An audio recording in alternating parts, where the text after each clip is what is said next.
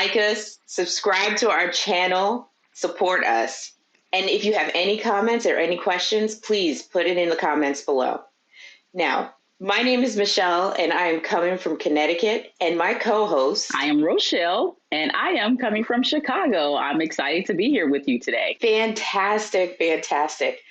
Today, in our first episode, we are going to go over pretty much our background, because you guys got to get to know us, because this is the Sisterhood, and this is how we're going to go about this. So, Rochelle, we're going to start with you, hun. Grand. Like, let's talk. Yeah. let's talk about your background and how did you get into insurance? Well, insurance, very interesting place, right? I think most people in insurance industry always say, I just fell into it, right? No one goes to college and says, hey, I'm going to major in insurance or risk management, because most of us don't know much about insurance. So my background and how I fell into insurance: after college, I needed a job. I just so happened was friends with a person, and they were going on a interview at a agency where they help to place talent. And she was like, oh, you should come with me. And I'm like, not really. But I decided, I put on my suit, went to the agency, talked to the lady. She's like, oh, great. I think I have a job for you. And I'm like, what? So she called me back and she told me the company, it was an insurance company, had no clue what insurance was, but I went on the interview, did the interview with the person, very fabulous lady, my first job. She ends up hiring me. By the time I get home, I get a call. Hey, Rochelle, you're hired. And I was like, no, I was not going to take the job. I called one of my good friends and he was like, do you have a job? I'm like, no, I don't. And then he was like, you should take the job. At the end of the day, if you find something better that you want, you can change. So that's kind of how I fell into insurance. It's really fallen into it. Michelle, how did you come about the insurance industry? Well, I got into insurance because of inroads. So I was an inroads intern, and thank you to my mom, because she's the one who pushed me into that one. I was a typical 18-year-old that had no idea what they were doing. I thought I was going to be a camp counselor for, I don't know, until maybe I was like 35. I was going to be a camp director. Yeah, directing the children. Come on, cappies. I know. I had no idea what I was doing, but she got me into inroads, and they matched me with an insurance company. And, you know, young and dumb, because that's really what I was. I had no idea what insurance was. But who does? Insurance is not something production. Right. Insurance is not any of the services that are out there that you interact with every day and what you see. So going into insurance, I had no idea what it was. And I was doing the inroads rotation. I rotated throughout different departments. But the one good thing that I did do was make relationships. Absolutely. Because I was, again, young and dumb, and said, ooh, insurance is not for me. I am leaving this. Oh, so you started out, would you say a larger company or mid-size? Would you think? It was a large national company that I was at. I started with a very small regional, like 35 people total employment in one state, right? Ooh, so very small, tiny. Right? So yeah, I was at a national carrier and you were at a small regional carrier. Yeah. Local state only. They only wrote insurance in the state, that one state, and it was one line of insurance. However, I think it was a really great introduction for me into the insurance industry to kind of get an idea and concept. I don't know if I probably would have survived in a larger institution, only because I wasn't sure about the industry, and there gave me a very intimate knowledge about insurance, and I was able to like sit with claims, underwriting, marketing, and kind of get the lay of the land, right? And said, oh, and after about 5 years, I'm like, yeah, I like this industry. I want to stay here. Well, no, I can't say anything because I left. I legitimately said to inroads, I need something else. And yes, left, could not get matched with another company. Wow. So I left the company that I was matched with, said to inroads, I need to be with a different company. And I couldn't get matched with a different one. And so I was just floating around doing campus jobs. I tried Mm. out a new hairdresser in Mm-hmm. DC. And because of the relationships that I had, the HR person was sitting next to me in the seat, was sitting in the seat next to me. Oh Yes, yes, no, that is like faith right there, right? And insurance is yes, such a relational business. Like people yes, don't get it. It's yes. And relationship, she, relationship, I was relationship like, driver. I know who you are. Thankfully, I was not shy about it. And I said, I think I know who you are. And she's like, Mm-hmm. oh, you're so and so's intern. And I was like, yeah. She's like, how you doing? And we started striking up a conversation. She's like, hey, we need an intern here in the DC office. Do you know anybody who would be interested? Or, I was like, ding, Mm. ding, ding, ding, ding. Ding ding I'm ding in my ding ding senior ding year of ding. No, college. I got no job. wait. I know. I just, Raise their hand after you quit the business, right? It's like quitting a boyfriend and then circling back like you well, wasn't so at bad least this company actually, you wasn't know. like an ex boyfriend now. So we Right. so I interviewed and I ended up getting the internship. And the underwriter that I was paired with, he was amazing. He let me write a new piece of business, and he let me write accounts, and that's when I fell in love with insurance. I mean, I think I fell in love with the deal. Ooh, love. I was like, I got that deal. Look at me. Look at me. It's like it was Do you $2,000. how much was the deal? How much was it? Hey, it doesn't make a difference. At the end of the day, you're Yes. contributing to the business's bottom line, right? You're a contributor. And I think that's what, well, at least on the underwriting side, and I think both of us have experience on the underwriting Right. side, that, it is you're a contributor, right? You're an active contributor to the company. And so that's kind of fun on that side of the house, on the underwriting side, to be in that position where you're making deals Yep. and your art of negotiation, right? Your sales skills come in, your analytical skills come in. I mean, you're always selling because you got to sell internally to those who's going to approve your deal. You got to sell externally, say, hey, client, we're the Exactly. best company you should be with. So Exactly. that is And so funny. I don't think that we market enough to women of color, to African Americans, to anybody of a minority, the excitement that you can have in insurance. And I know you, in our past conversations, you said like they weren't there at your college. You were in a town that had insurance companies, and they weren't at your college. Like, They were not in my college. And the full circle part is when I had a job at an insurance carrier, and where I went to school in Iowa, University of Iowa. I ultimately had that territory as part of part of my territory for underwriting, Iowa. So I was going back to Iowa, selling insurance, and within 4 years, never had heard of insurance, what insurance was. I didn't have any recruiters there, on campus talking about insurance and creating careers in insurance and things of that nature. So I was totally dumbfounded, totally, ignorant to the factor that insurance could be a career. I mm-hmm. think early on, my exposure is like homeowners, auto kind of thing, because parents have to drive the cars and insure the homes.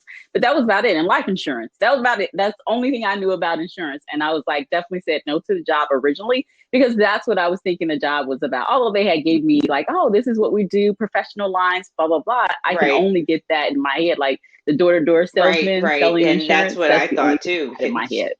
Like you said, what we were exposed to is not what is actually insurance, because it has such a True.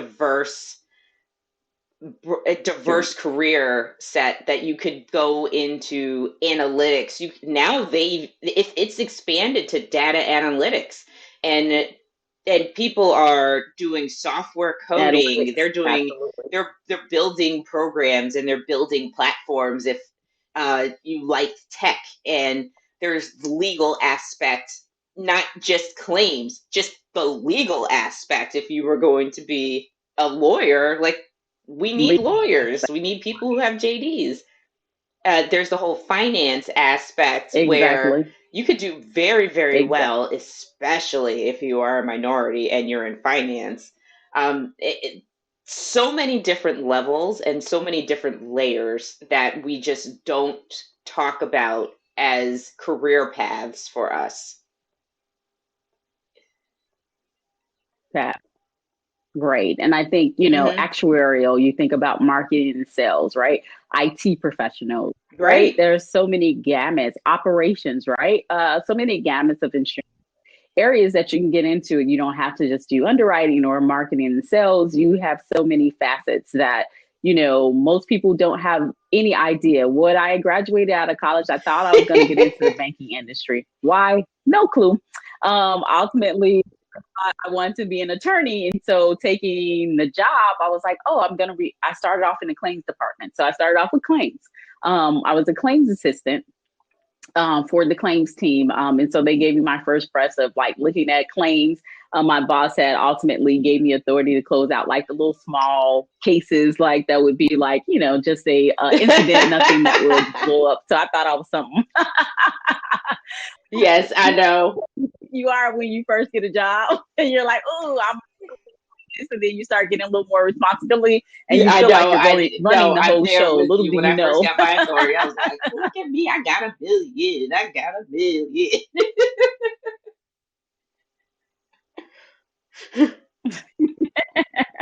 Absolutely. And so, as you talk about career, progression of a career path, I've been in the insurance industry for about 22 years now. I started at a small mutual company doing one line of coverage. I progressed to a national company after. And it's so funny.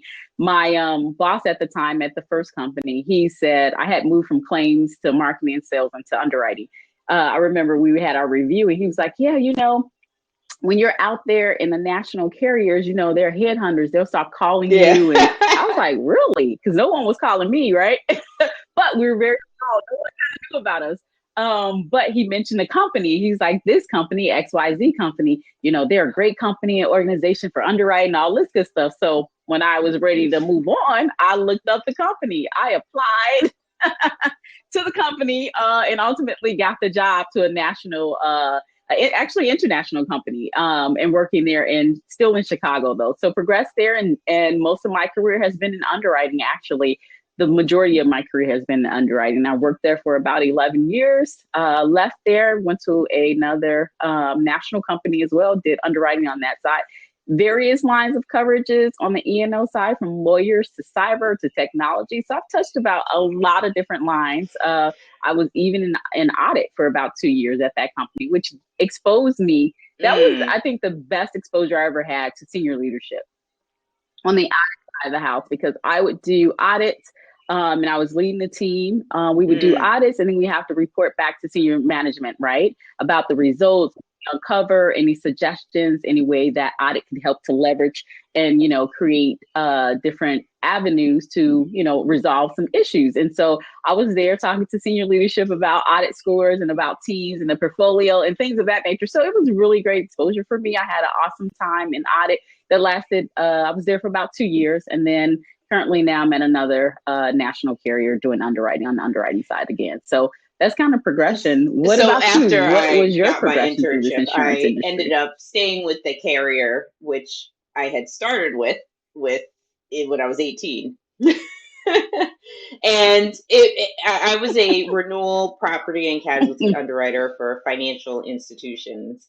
And yes, the PNC side. So I was doing Oh, the general PNC side of liability, the house. property, the buildings for financial institutions, their auto fleets, mainly smaller ones, not like huge fleets. Like they may have 5 cars, and doing their workers' compensation insurance. And Right. I was a renewal underwriter and decided that I would like to go on the marketing side and do new business. And this carrier, if you are mobile, you could move pretty quickly with a particular carrier, Move. especially in the early 2000s. So I've been underwriting for almost 19 years now. And so when I Right. moved with this particular carrier, I moved to Los Angeles. which was fun. Yeah, we had a lot of young people Ooh, move LA. out at the same time, so it was pretty fun in my early 20s learning.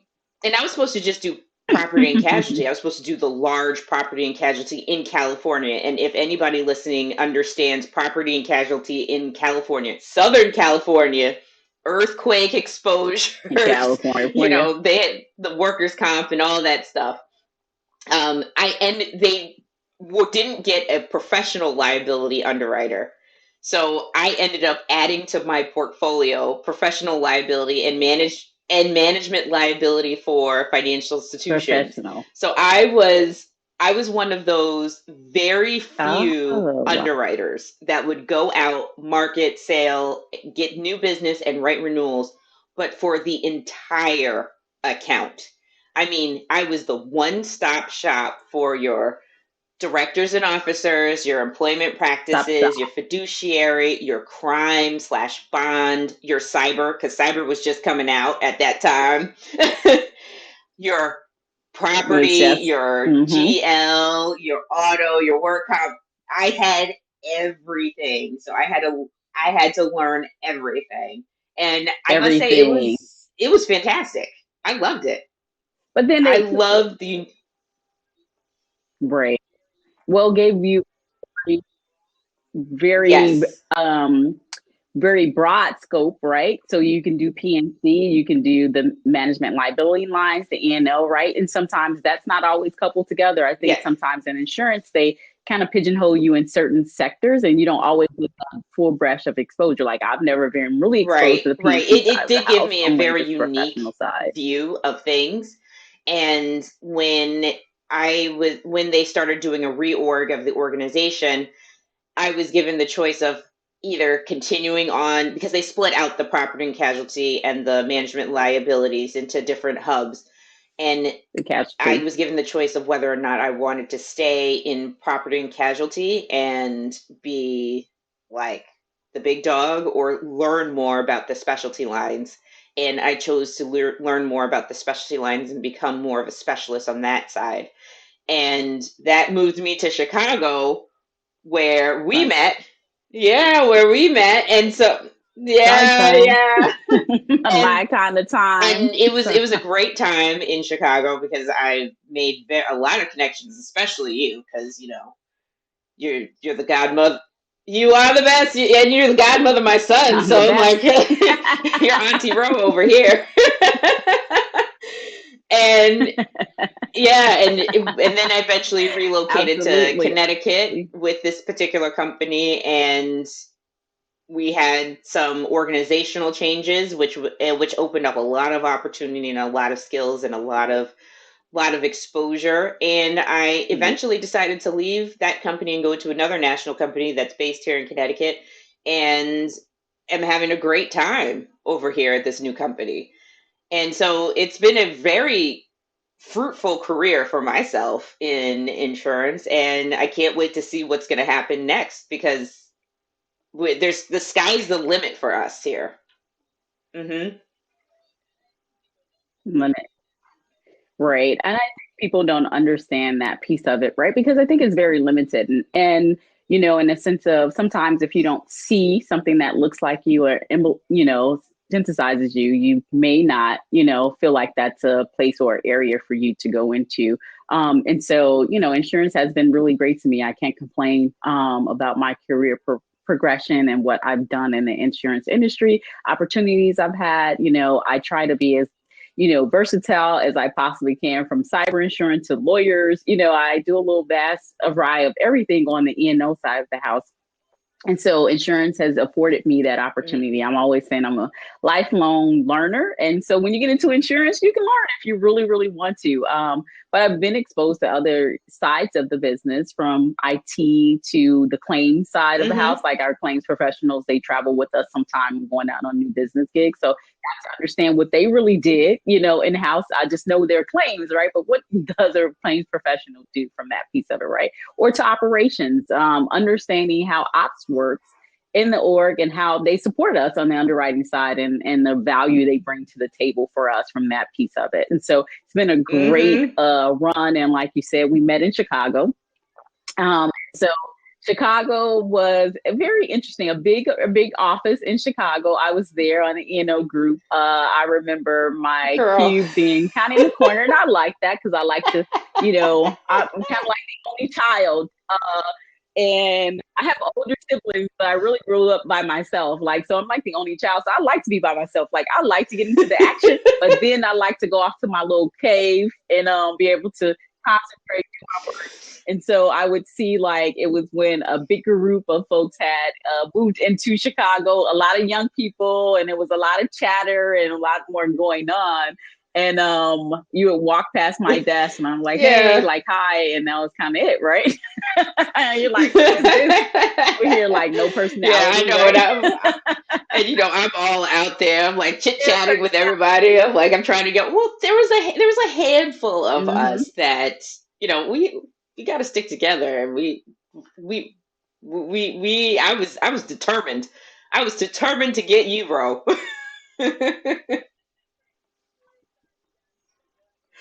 Yep. Right. Then it Yep. start. You guys would do lunch. It was yourself and two other colleagues.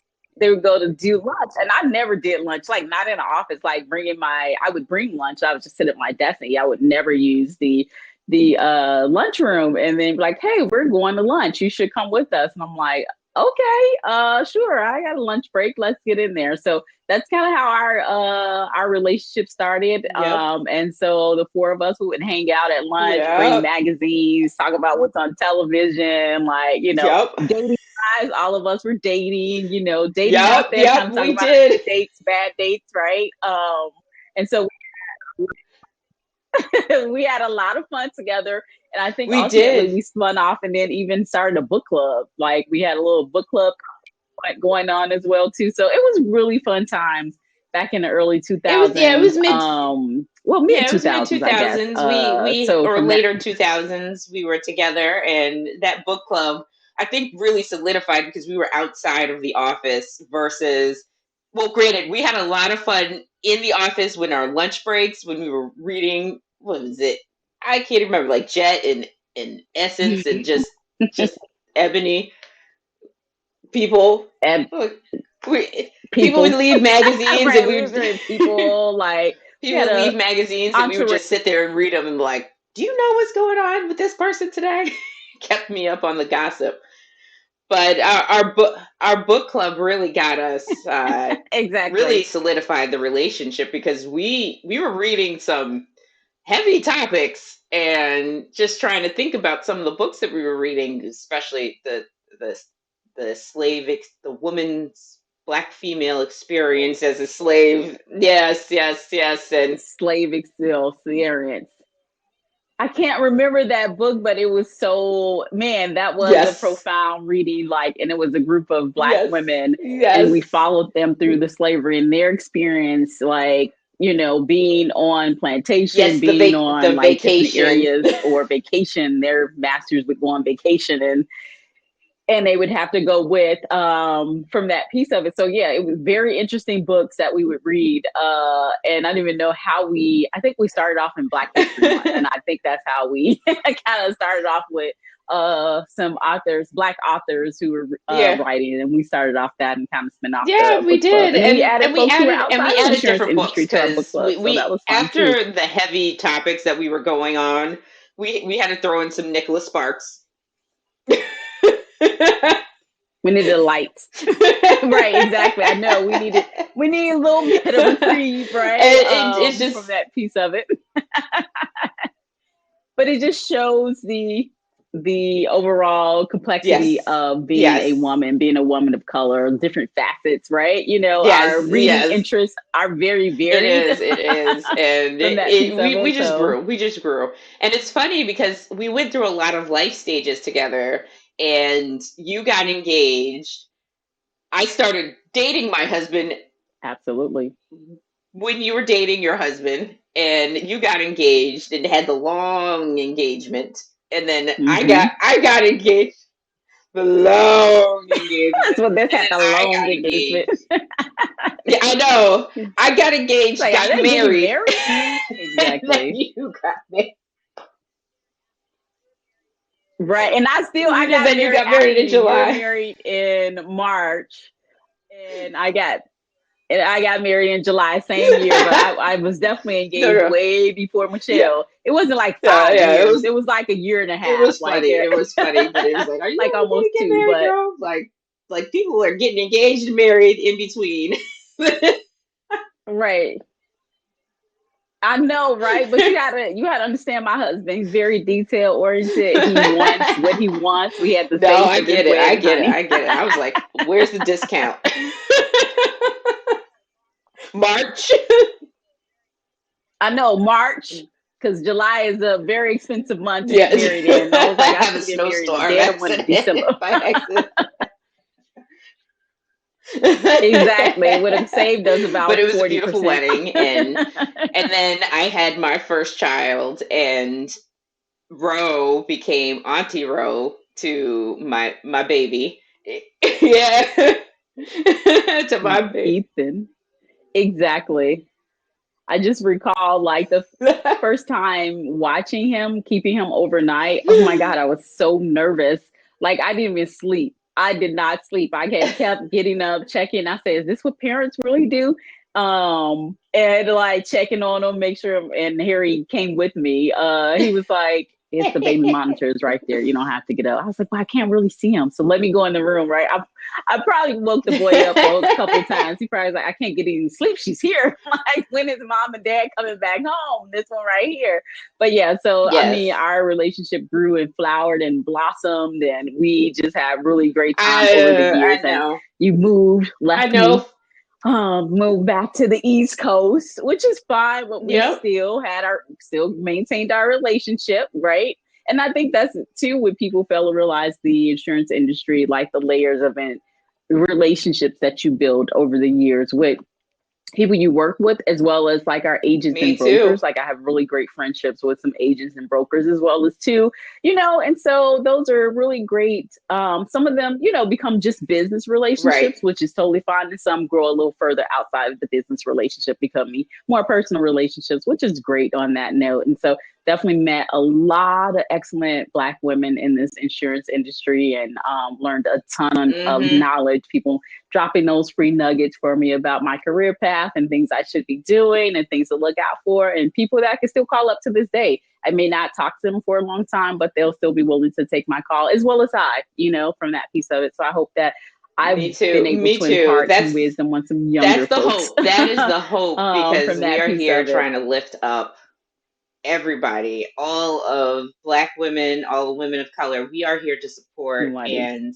make sure that we are connecting, and that is the whole premise around Sisters in Insurance, because we are so Insurance. disconnected, we are disjointed. We have all these professional networks that focus more on the professional side, where if you're in claims, you have a claims network, you have a professional underwriting society network, you have a property and casualty underwriting society. You have your you have your networks inside of your company. Some companies may not have them, but larger companies tend to have, say, the Black African Mm-hmm. American network, your employee resources networks that you have internally. But there are no organizations out there that actually focus on the whole woman, Black woman experience in insurance. And that's the goal of what's going on here, Mm-hmm. because we have unique exposures, we have unique differences, we have unique experiences that men aren't going to understand.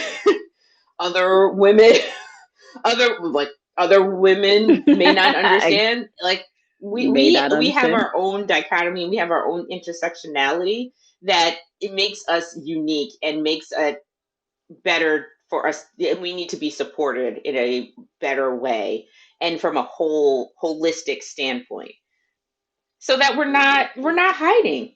We're not Holistic. hiding. Right. And the form is Exactly, exactly. And providing that, right? Because sometimes when you're at work, right? And so I've met like a ton of different women who they're fabulous at work, but they're doing some other fabulous stuff outside of work, like having their own Mm-hmm. businesses, running different things, volunteerism, like on different boards and different facets about themselves that we don't necessarily see from that piece of it.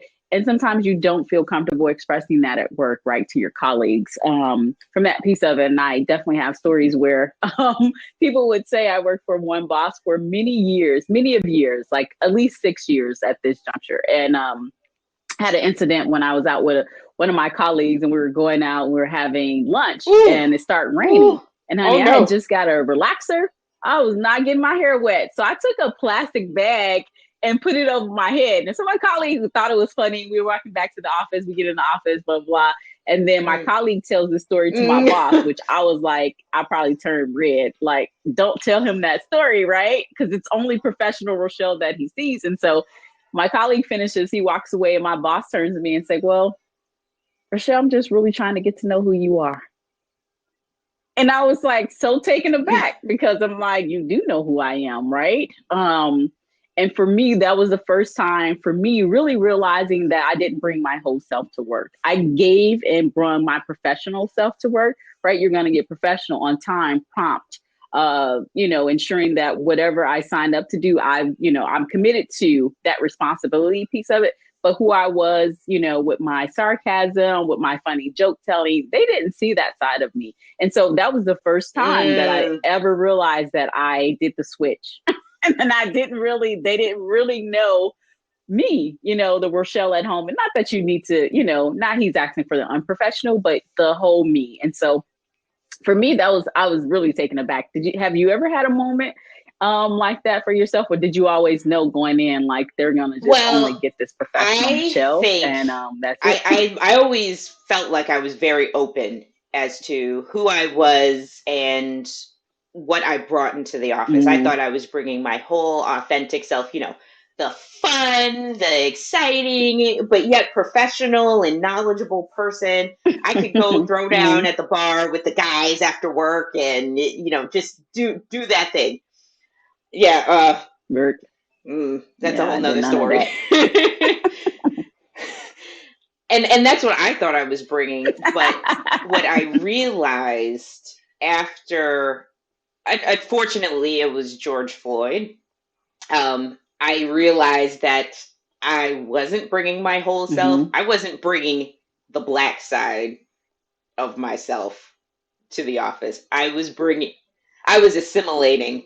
Yes, I was You were assimilating. hardcore assimilating. I Mm-hmm. wasn't bringing. It's like those conversations. Oh, I got to go get my hair done and kind of think. No, that wasn't that kind of thing that I was bringing. I after George Floyd and the conversations that they were having internally with the black people, it really made me think Wait. and realize that I wasn't bringing myself and having the conversations, that my experience is unique and that you guys need to understand that my experience is unique here in the office, and you can't just expect me to do the same things that a 6'5" white man is going to be doing.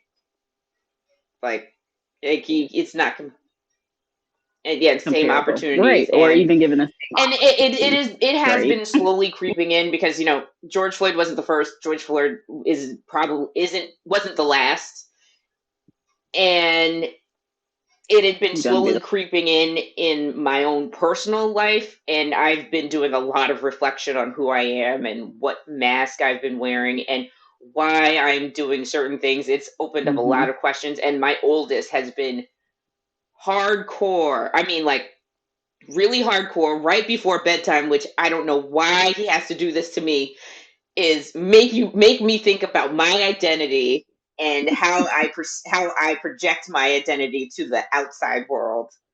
And and my 9-year old, your So godson, wow, you could take him.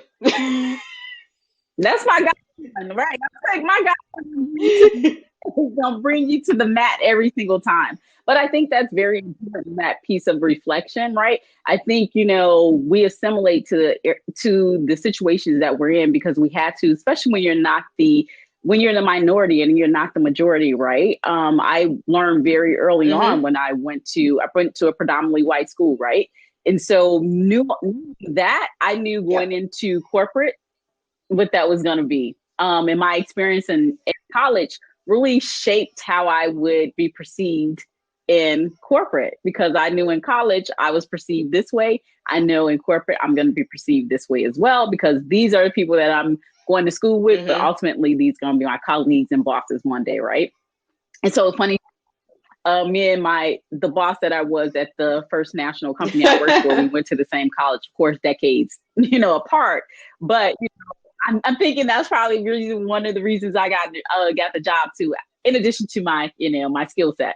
But just early on, knowing that that was probably walking into this insurance industry and not seeing a ton of people of color, not even just Black people, like just not a Right. ton, definitely on the underwriting side of the house, and how I was going to be successful. And it was that whole assimilation, right? So that I don't feel like I'm sticking out. Nope. I'm already sticking out because one, I'm a woman, because it's not a lot of women, right? It's more now, but it's not a ton of women. But then I'm a woman and I'm a woman of color. And a lot of times sitting in a room where I'm singular, I'm solo, it's just me. And now I have to try to figure out how I relate to folks and how do I bridge those relationships because Right. relationships are important. That's how you kind of drive your business, right? And so those specter. So that is such a very important topic, and I'm He's glad he's your oldest is pulling you to the he's mat, to the table to have this reflection, right?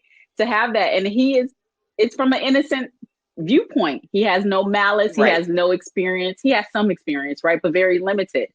So what he's asking you to do is very authentic for him and so funny how we put on these masks and we taper down so much of ourselves we don't even It realize. does. And it takes your son to It say, "Hey, does. mom, It does. what are He your makes me think, and I'm very thoughts?" proud of him. I'm proud that he is questioning and that he actually questions me and that we have the relationship that he could say, "Mom, why do we not do X, but yet we do Y? And why don't you do this?" And I just wish that he would not ask me at bedtime when Because I that don't need makes to you be stay up up at midnight thinking, thinking at night. "Oh, Lord, what did this child get me doing? He's making me think about all of this stuff that I don't want to think about right now before bed." But he challenges me. But in that Yeah, yeah. exactly, but in that challenge, this is fun, right? This platform, right? To create spaces where because a space where people feel safe, a space where people could come and listen to content that they are familiar with, they understand and know, a space where people could feel like they can honestly provide their personal feedback and their experience. And that's the thing too, a lot of times we taper down or we don't really express what our experience has been, right? There are times that I've Hmm. been in situations where I've definitely felt uncomfortable or things have been said, and those microabrasions, things like that. We just take it because we're like, this is our job. We got to be professional. I even had one time someone tell me, they're sitting at the table with me, and afterwards they tell me, oh, but they meant no harm, Mm. right? And I had to eat that, right? I just, I understand, like, yeah, I know they don't. No, they just come from a Mm. different generation. And I'm like, okay, well, I have to accept that. Okay, accept it. It's my job. Let me, and we taper those things down and we don't talk about them, right? We may talk about them at home, but we Right. don't really have a safe space with people who understand, and have that dialogue to be able to be okay. Because obviously, I couldn't talk to the person I was with because they're giving an excuse for the person saying, hey, they mean well, or they come from a different generation. So I know I can't say, well, no, Hmm. that's Girl, unacceptable. you've That's given not us an a excuse lot for to that, right? unpack. So And I think that some of these topics, actually, not think, I know some of these topics are things that we are going to address in our later episodes when we keep this going. So I want to say thank you to everybody who has joined us today. And please remember to like, comment, and subscribe to our channel. We see you, we hear you, we are you. Make sure you come back for our podcast, the After Sister podcast, where we'll unpack some more of these topics. And definitely, if you have any topics you want to explore, definitely drop them in the chat and share. Thank And you. we would Bye. love to see you back here. See you next time.